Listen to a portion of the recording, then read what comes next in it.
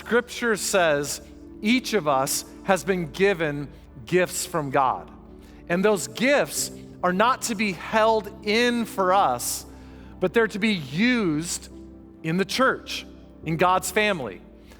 God may have some of you here today to get your attention because for some reason, the gifts He's given you, they're being held in, they're being held back, and they're not being used for Him.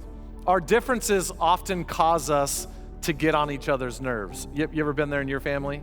As a pastor, I'm immune to that in my family. No, man, it happens to all of us, right? And in a church family, we can sometimes get on each other's nerves. But in the same way, the tie that binds us together should be exactly the same. It's our love for each other. Not just our love for God, no, our love for one another. In John 13:34, Jesus says this, a new command I give you, love one another. As I have loved you, so you must love one another. Man, I wish more churches were known for their love. Tragically, the outside world often sees a church fighting internally with each other more than loving extravagantly with each other. What I love about CCV is we're passionate about changing that narrative. Now, we're not perfect. We can still bicker. We can still mess up. But our love for each other has to be deeper than any of our differences. Why? Because watch what Jesus says is on the line. Right after Jesus says, a new command I give you, to love one another, the very next verse, verse 35, he says this, by this, our love for each other, by this, everyone will know that you are my disciples. If, man, that's a big if you love one another. Do you see what's at stake? You know, one of the primary ways that we love each other is by encouraging each other, especially when we see someone who isn't using a gift God has given them. Did you know God has given every single one of us gifts to be used for Him? In a church family, there are some gifts that are outward, like what I'm doing, teaching on stage right now, but then there's some gifts that are more behind the scenes. By the way, there are more behind the scenes gifts than there are upfront gifts. For example, every weekend there's someone running an audio board so you can hear my voice. You might ask, well, which one's more important? Neither. We need all gifts working together or it all falls apart. Paul makes this so clear in 1 Corinthians chapter 12. In this chapter, Paul compares the different gifts people have in a church family to a body. 1 Corinthians chapter 12, verse 14. A body isn't just a single part blown up into something huge. It is all the different but similar parts arranged and functioning together.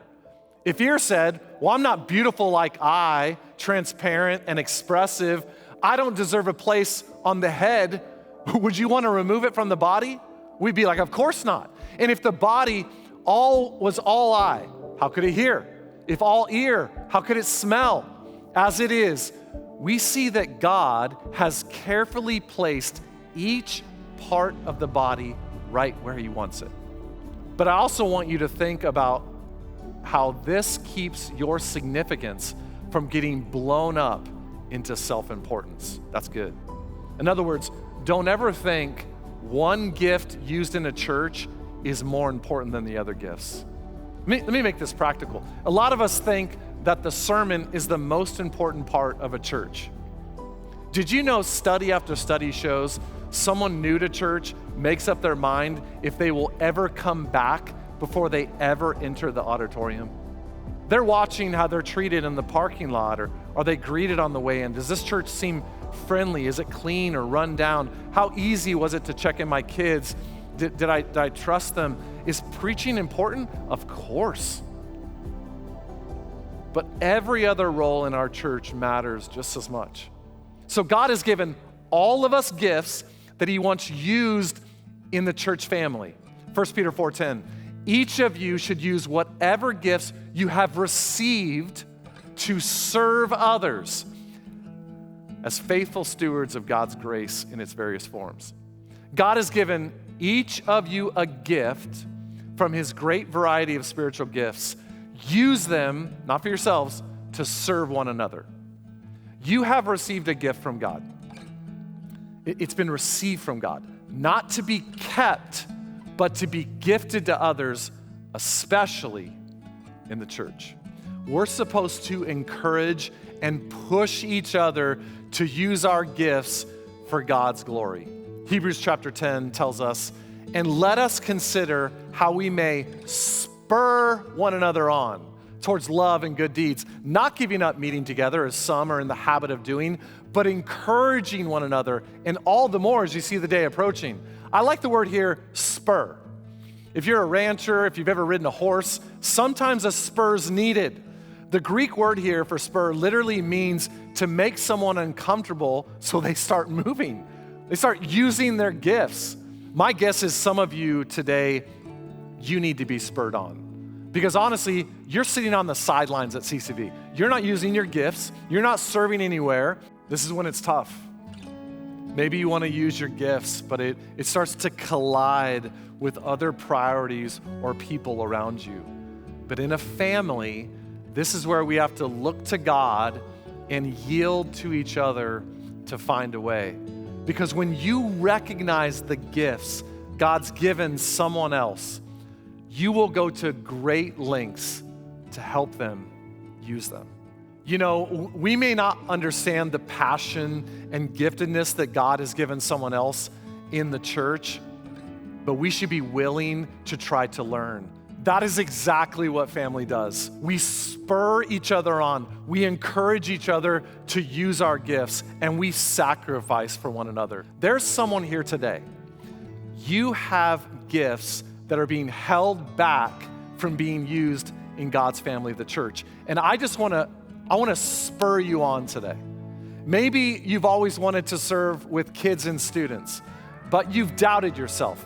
Maybe you've thought about leading a small group, but you put it off.